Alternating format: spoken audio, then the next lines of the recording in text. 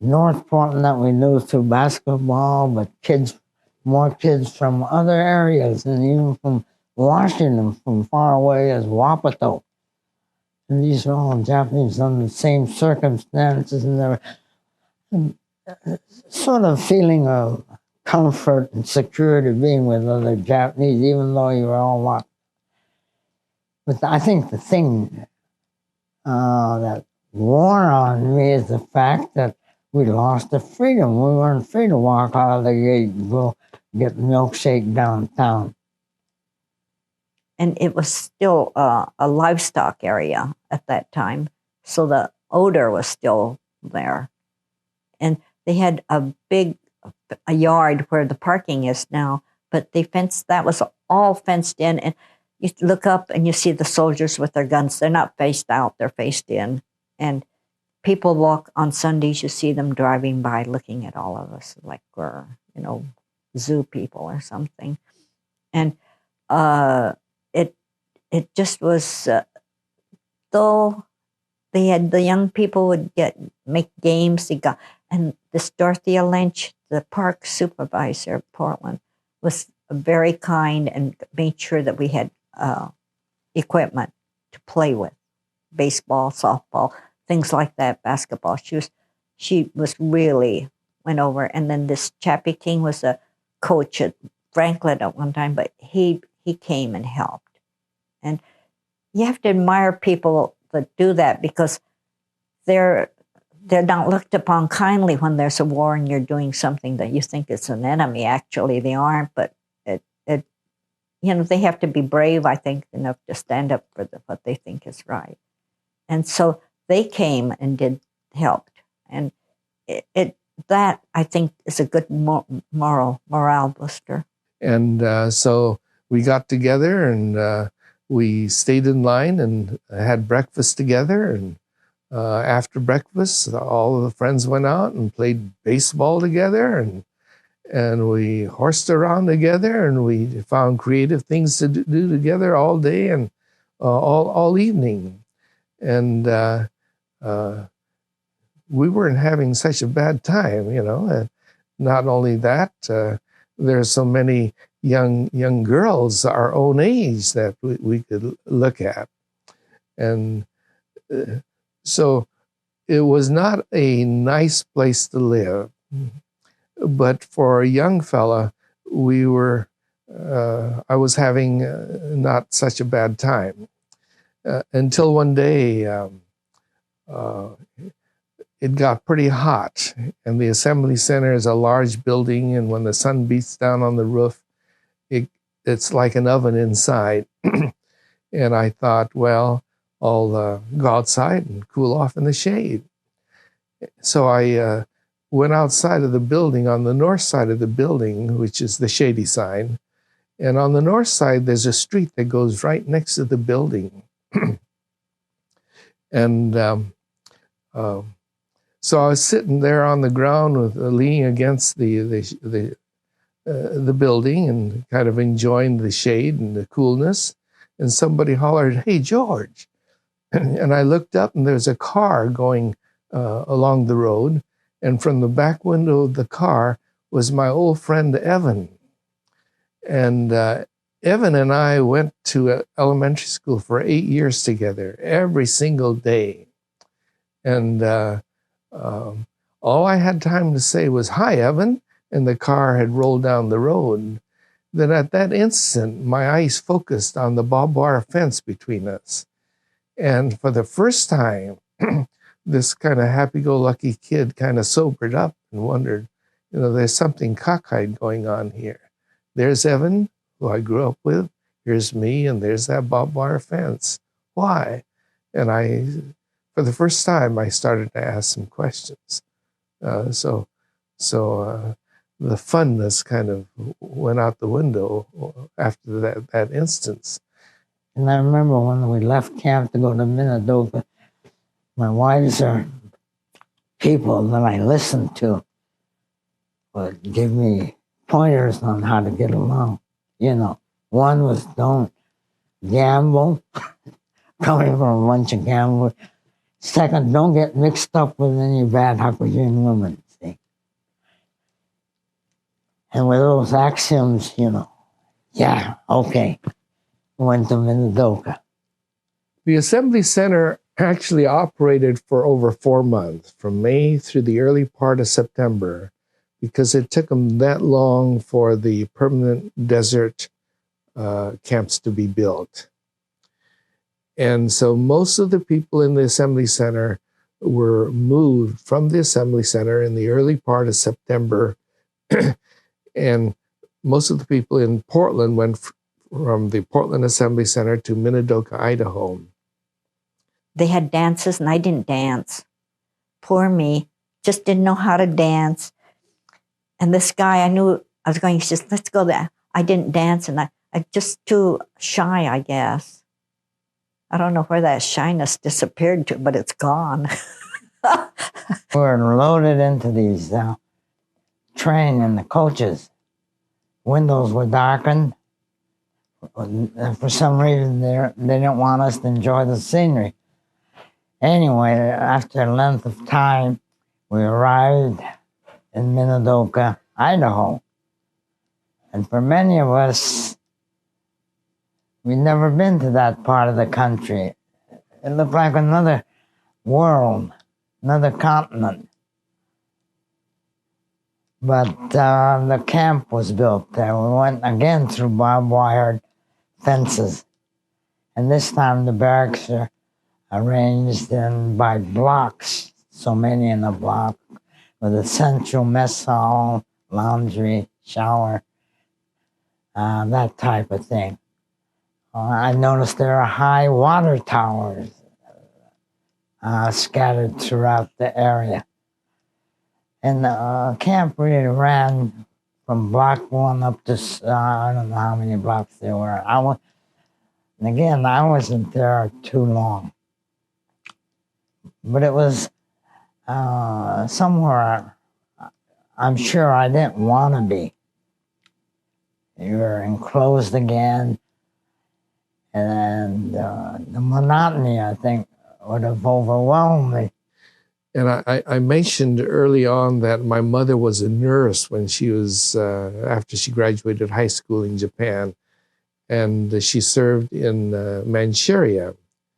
And evidently that's was on her record. And so when we got to the Assembly Center, they needed medical personnel in Tule Lake. And so they picked our family to go to Tule Lake. They picked about 4 or 5 families. Out of all the families in the Assembly Center, they picked 4 or 5 families.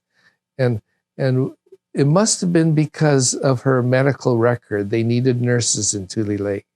But here's a Issei woman who can't speak English and who's never practiced nursing in the United States, although she was a midwife for several years.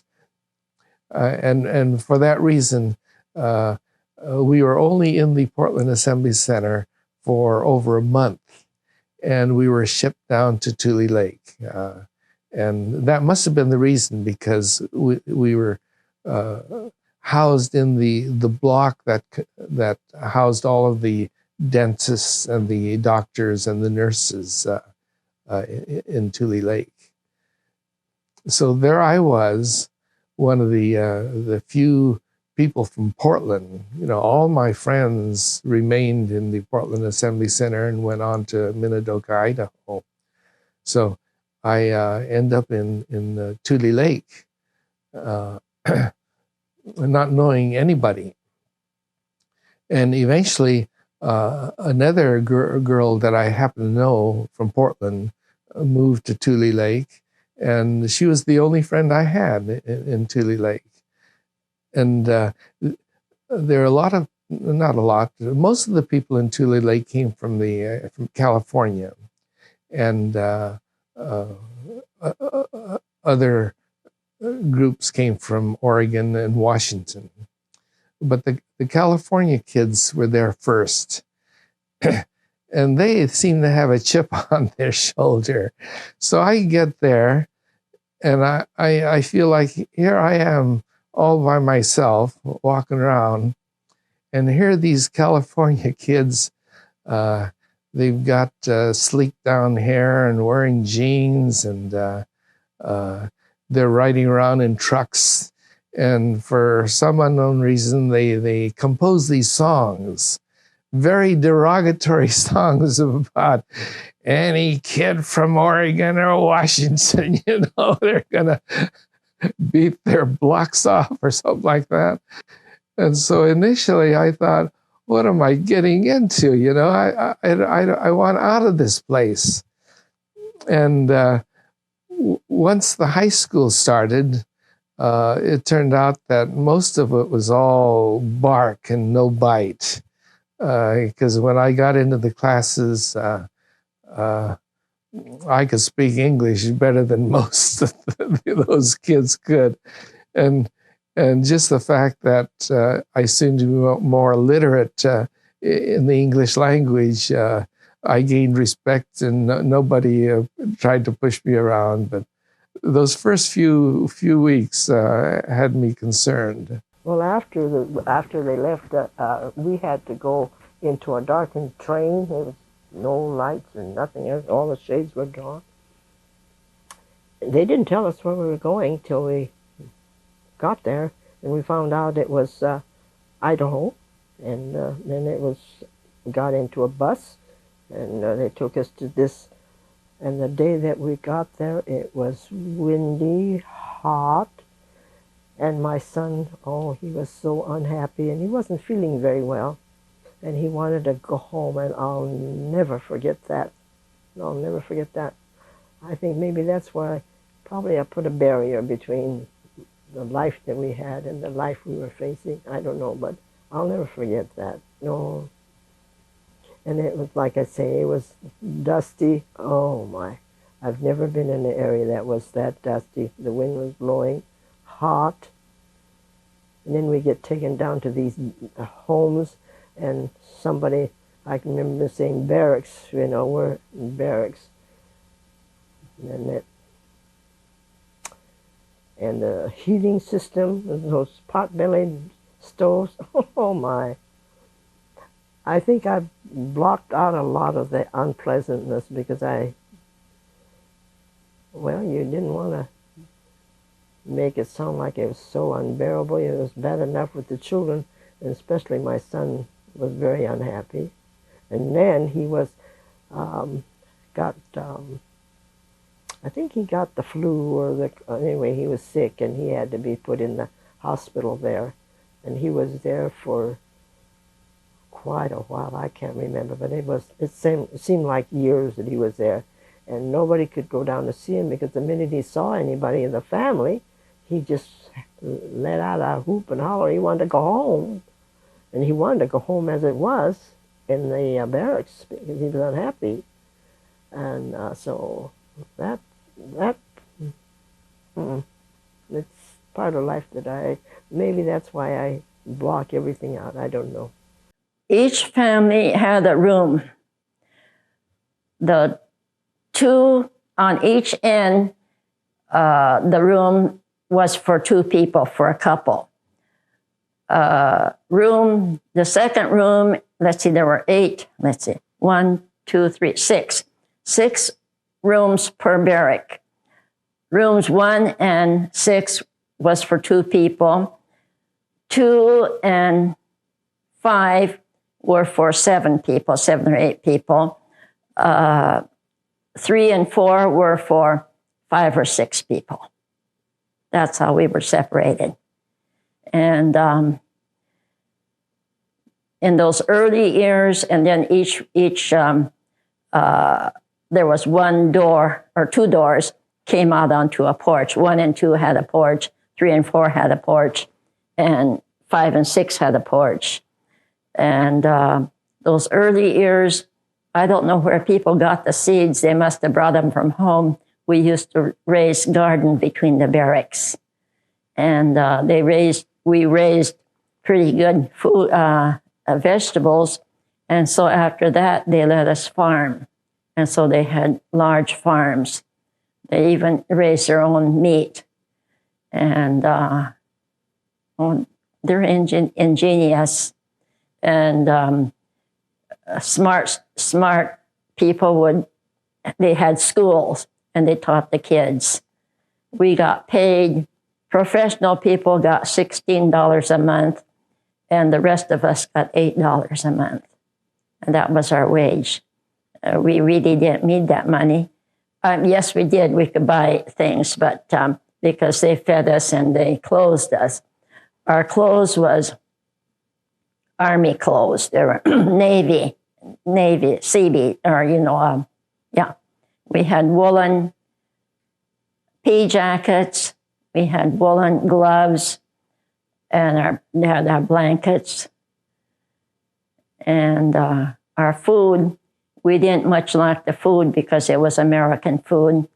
Mama learned to like coffee.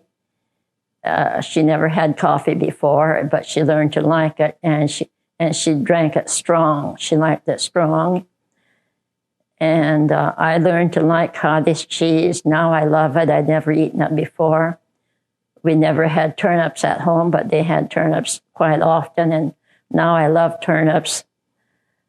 I mean, we learned to eat a lot of, and we found out that the Americans ate a lot of hotcakes for breakfast because in camp they had hotcakes for us every morning. And instead of syrup, they gave us watered down prune juice. You said you earned $8. $8. We had to go dig up our own coal when the winter weather came. First time I experienced such cold that when you breathed, we never had this in Oregon. You'd have icicles on your nostrils. It was scary. And we would have to dig up our own coal so we could burn it, not burn it in our stove in our cabin, if that's what you can call it. But pretty soon you adjust to all these things. The recreation department, I don't know where it was, but they had a building just for recreation where they had dances, they had music that was played by somebody in charge of that. Maybe movies. I don't remember if we saw any movies. We must have had them. But the personal, hygiene and all, we didn't have sinks in our apartment, so we had to go to a large building, and the showers are all in one. And most of us like our privacy, but there was no privacy. And the toilets were all in rows, no privacy. So I don't know how my mother adjusted to it. I never asked her, but Japanese Issei's are used to baths. I don't think I saw one bathtub there. But Tule Lake was not a nice place but it was better than the Assembly Center. It's composed of hundreds of barracks. And they were divided into blocks. And each block had about 14 barracks. And one larger building for each block was the mess hall. And they had 2 rows of about 7 barracks. And in the center of these rows were extra buildings for the latrine and the showers and the laundry and things of this type. So we moved into, the barracks were approximately 20 feet by 100 feet and divided into 4, 5, or 6 apartments of different sizes. And our family of 5 got an end apartment. And so when we moved in there with our belongings, all there was 5 army cots, a pot-bellied stove, and a light bulb from the ceiling. And if you wanted to sit down, you sat on the floor. And so immediately they had kept the scrap lumber from building all the barracks in the camp, and we could go to these lumber piles that measured 30, 40 feet high and grab lumber, and they had saws and tools. And so everybody had to build their chairs and tables and bookcases and knick-knack shelves. and closets and screens to separate the bedroom area from the living room area. And there was no water. So with that one light bulb, we had to make a lot of adjustments. And of course, it was very inconvenient to use the latrine or the washroom or anything else. And when you keep in mind that most of these camps were in the deserts, the deserts became very cold in the wintertime and very hot in the summertime. And Tule Lake was an old lake bed. And in the summertime, I swear the temperature got up to 120 degrees, and it was 120 degrees in the barrack as well as out of the barrack. And it was very dusty. And so there were dust storms frequently. And the dust came in through, the barracks weren't built very nicely. The dust came in through the cracks around the doors and around the windows, and everything got covered with dust. And I remember talking to other kids with mud forming around their lips and their eyelids, and you know, it was a little amusing, but it just shows how awful the place was. In the wintertime, it was freezing. You go to the latrine and there are showers, and by the time you got back to your apartment, your hair was freezing. You know, it was frozen with icicles, but that's the way it was. You know, I had an interesting incident here a couple of years ago. I was talking to a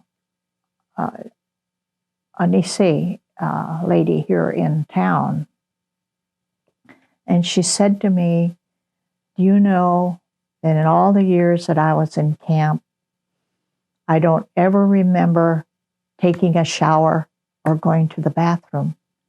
And I said, what? And she said that communal bathing and toileting and that thing was so traumatic for me that she said, I don't ever remember taking a shower or ever going to the bathroom. And so she just blocked it out completely. And if you ask me now, what did your mother and father do? You know, I knew what I did. And my answer would be, I don't know. You know, I never sat down and asked them. Here, I said, I played ball all day. What did you do? We never got a chance to ask each other. And even years after following that, I never thought to ask them that question, and now they're gone. And so I'm translating my mother's diaries, and I'm hoping I can find some of those answers there. You had mentioned that. And so many were saying, you people go back to your own country. Where? This was our country. Didn't think of any other home. I just knew we had no home to go back to, no business to go back to. And I just had to make the best of whatever situation we were in, and no turning back.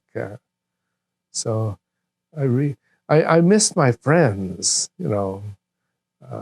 We had a good drum and bugle corps, the Boy Scouts did, and they brought all their instruments to Minidoka, but there I was in Tule Lake, you know, and all by myself. And I kind of missed that. Mostly all my friends. Most of the Americans could not separate us from those from Japan, the Japanese national or the Japanese government. Therefore, we were called Japs and other derogatory terms. But we were Americans, Americans of Japanese ancestry. And this was, America was our home. And they just couldn't understand that. And as I read the diaries of some of the essays, once again, I think many of the diaries of the women were quite positive and they were adjusting well. But when you read the diaries of the men, I read the diary of one man, and he always started out the entry of each day by saying, today the weather was, sunny or cold or rainy or whatever. And then he'd say, well, it's just like the weather back home. In one or two sentences, he'd talk about the weather. And then the next sentence, he would say, another boring day. And that's the entry. Day after day, another boring day. And I think this kind of sums it up, how many of these men who are used to working so hard, how they reacted to internment. They recruited the Japanese Americans or anyone with knowledge of the Japanese language. And they were training them, supposedly, I guess, to use for the occupation services, or many of them went to the Philippines and such to act as interpreters, the men. Now, I often tell Johnny, oh, if I'd stayed, I could have been able to go to the occupation group to Japan, because a group of women did get to go to Japan under the occupation. That was after the war. It was not the best place, but if you wanted to see the good parts of the camp, you could. You can get up early in the morning and see the sunrise, and it's beautiful, just beautiful. The cold morning sunrise with the pink tinge on the clouds. Then a few miles away were the Tule Lake beds that house millions of migrating birds. And when the hunters were out there, you can see this black cloud rise from the horizon of just millions of birds. That was a very beautiful sight. And Tule Lake, we had next to Tule Lake was a Castle Mountain or Castle Rock. And in the wintertime, I don't know where, but somebody got a hold of a toboggan. So a bunch of us went out there and we had more fun sliding down Castle Rock on this toboggan. Then on the opposite side of Castle Rock was this abalone mountain, and it was appropriately named abalone because it looked just like an abalone. And so, there were good things about the camp. I remember going out and picking potatoes for the ranchers nearby, and we made extra money by doing that. So again, camp life played a lot of touch football and a lot of baseball, and again, camp turned out to be what you made it. That's the part of life that I don't talk too much about. I didn't. I could be real. Shall I say it, nasty? I just didn't feel that it was right. So that's all I can say in that respect. Yeah, and I don't have any hate. It's just that I just closed the book on it because it's just part of my life that's unpleasant.